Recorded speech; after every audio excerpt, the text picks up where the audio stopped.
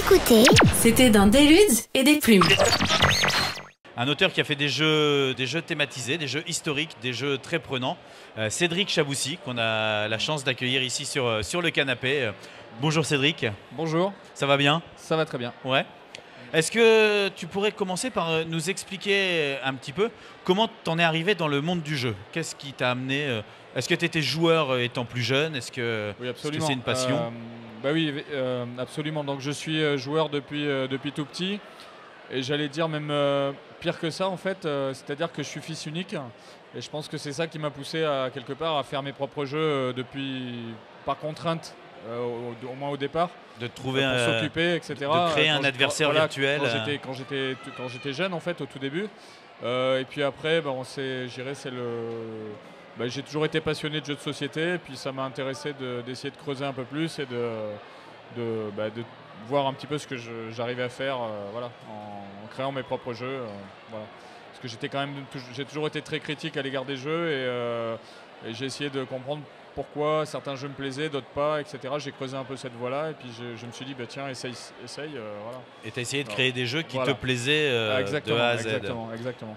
Le fait que les jeux pour l'instant qui sont sortis soient thématisés jeux historiques, est-ce que c'était une volonté de ta part? Est-ce que tu avais une prédominance à faire du jeu historique ou est-ce que c'est plus le hasard? Ouais, c'est plus une question de hasard. C'est essentiellement lié à ma rencontre avec l'éditeur Ludonote, qui a pour leitmotiv de faire des jeux qui racontent des histoires.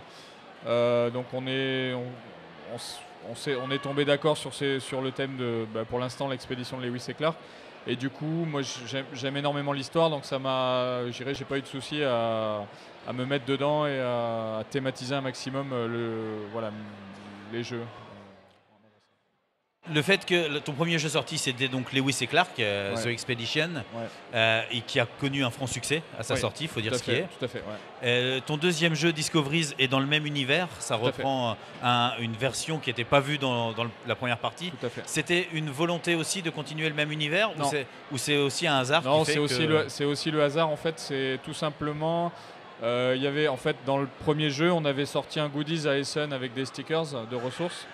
Et moi aussi dans mon parcours, quand j'ai essayé de créer des jeux, j'ai exploré un petit peu ce qu'on pouvait faire avec les dés, qui est quand même un objet ludique assez sympa, qui attire tout de suite. Et à un moment donné, je me suis dit dans ma réflexion sur les mécaniques de jeu, j'ai utilisé ces stickers sur des dés en me disant est-ce que je pourrais pas activer un peu à la manière de Lewis et Clark en 2 temps, des cartes, etc. Et puis il s'est trouvé que ça marchait très bien. Et du coup, après il y a eu cette idée de flux de dés un peu à la manière des Indiens dans Lewis et Clark. Et tout ça, ça marchait bien, ça marchait très bien. Donc je l'ai montré à Ludonote. Ils ont accroché quasiment de suite. J'ai été surpris moi-même de leur intérêt de l'engouement rapide. qu'ils ont eu. Et la première question qu'on a eue, c'est ça marche avec le thème de Lewis et Clark, mais pourquoi rester là-dessus? Est-ce qu'on va pas plutôt carrément trouver un autre thème, changer d'univers? Et quel est notre intérêt de rester, de faire un spin-off un peu version D sur Lewis et Clark? Et on a plutôt opté pour cette option-là parce que il y avait comme tu l'as dit tout à l'heure, un élément qu'on n'avait pas traité dans ce fait historique de l'expédition. Ce sont toutes les découvertes scientifiques qu'on avait mises de côté parce que le jeu était déjà suffisamment dense comme ça dans le premier opus. Donc on a décidé de repartir avec une autre approche. Voilà, la mécanique est totalement différente, mais on retrouve, il y a quand même ces points communs de flux de dés, d'action en 2 temps, etc. Donc je pense que tu y as joué. On a quand même la sensation, il y a vraiment des points communs au niveau de la sensation. Ah oui, on trouve une filiation, mais pour autant ils sont très différents. Et donc, tu le disais tout à l'heure, c'est parti un petit peu d'un hasard. C'était les stickers que tu as mis sur les dés qui t'ont orienté. Exactement. Est-ce qu'en ce moment, tu travailles sur des projets, sur des prototypes, sur des jeux? Et est-ce que du coup, tu te dis que ça pourrait t'aider ou est-ce que tu arrives à faire totalement abstraction de cette première vision pour partir sur autre chose? Non, maintenant je suis totalement sur autre chose et puis je vais avoir une petite rupture, on va dire, parce que le prochain jeu qui sortira, ça sera un jeu à 2 chez un autre éditeur, chez Matago en fait. Donc ça va être quelque chose de très différent. Complètement donc, différent. Du coup, voilà, ça va marquer une rupture. Mais bon, je reste quand même très fidèle à Ludonote de toute façon. Et dès que j'ai un proto qui marche avec je leur montre en premier. C'est eux les premiers à pouvoir décider. C'est eux les premiers à t'avoir laissé la chance aussi. Voilà. Puis c'est créer des liens tels que aujourd'hui on fonctionne un peu comme ça et moi ça me va très bien. Sur un jeu comme Lewis et Clark qui a dû demander du temps quand même parce que il y a quand même une grosse. On imagine. Nous quand on joue, on se rend compte que c'est un gros jeu, donc ça demande une grosse préparation. Au niveau des illustrations, elles sont juste magnifiques. Elles ont été faites par Vincent Dutré. Tout à fait. Et comment s'est fait la rencontre aussi avec Vincent Vincent Dutré. Donc moi, quand je suis arrivé chez Ludonote, en fait, juste l'idée que ce soit Vincent qui illustre un de mes jeux, c'était un bonheur. Le truc incroyable, quoi. J'ai mes filles qui sont en train de se foutre de moi là-bas. Donc en fait, l'idée c'est que premièrement, Vincent avait déjà travaillé avec Ludonote sur un jeu qui est un petit peu passé inaperçu juste avant Lewis et Clark, c'était Shiteno. Je ne sais pas si ça vous... Voilà, c'est passé un petit peu au travers. Et ils se sont très très bien entendus ensemble. Donc ils avaient déjà un très bon contact avec Vincent. Et la deuxième explication, c'est que donc ils se connaissaient déjà. C'est que quand Ludonote a fait part à Vincent de ce jeu qu'il souhaitait faire sur l'expédition Lewis et Clark, Vincent Dutré avait déjà travaillé sur le sujet. D'accord. Il a sorti un livre pour enfants, ouais. voilà, il connaît l'histoire, etc. C'est quelque chose qui l'intéressait énormément. Et au moment de faire le jeu, Ludonote avait démarré, enfin ils n'avaient pas forcément les moyens de rebosser avec Vincent, etc.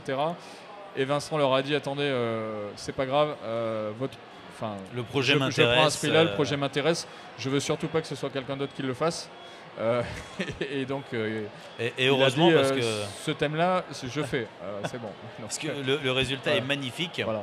Le fait quand on veut faire un jeu historique, on est confronté à la réalité en fait de la chose. Ouais. Et du coup, est-ce que c'était pas trop dur de faire correspondre ton idée avec la vision de Vincent, ou est-ce que comme il avait déjà travaillé dessus, du coup il a été force de proposition? Absolument, ouais.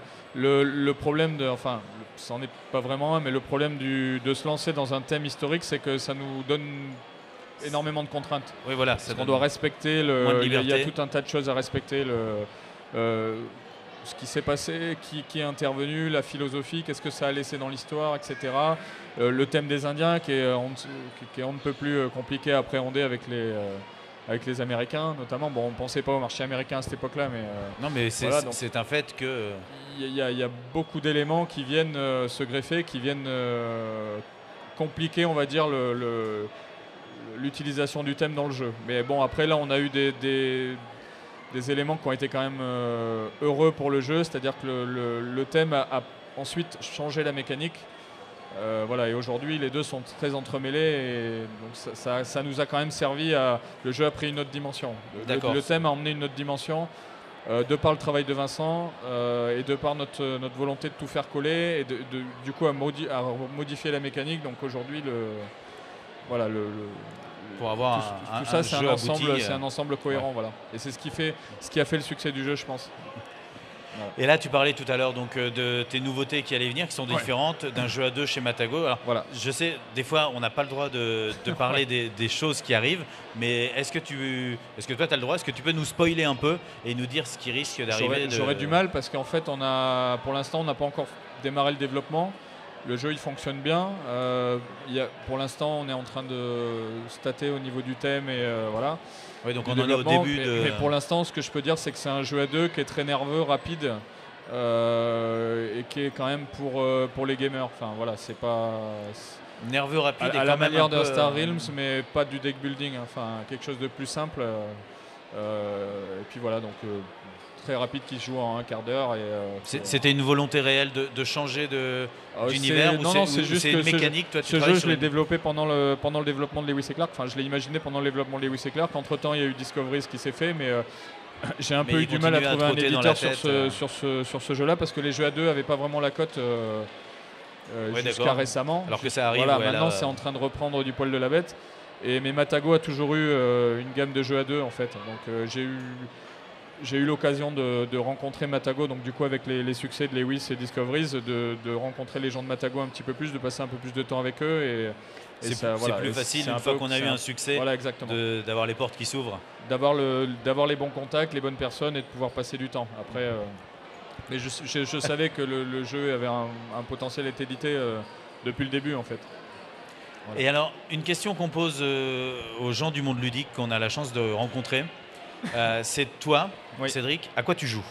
Un jeu, s'il devait en rester qu'un, celui qui sort du lot, vers lequel tu retournes tout le temps. Ça va pas être très original en fait. Donc moi, on va plutôt parler d'auteur parce que j'achète et je récupère souvent les jeux des auteurs. Je suis un peu leur travail, mais ça va pas être hyper original. J'aime beaucoup ce que font Uwe Rosenberg, Stefan Feld. Voilà, c'est un peu moins, ça dépend des jeux. Ça dépend les moments. Et après, j'aime aussi les jeux un peu plus simples, les jeux de cartes. Voilà, mais ce que j'aime avant tout, en fait, c'est de trouver des choses, des twists un peu différents.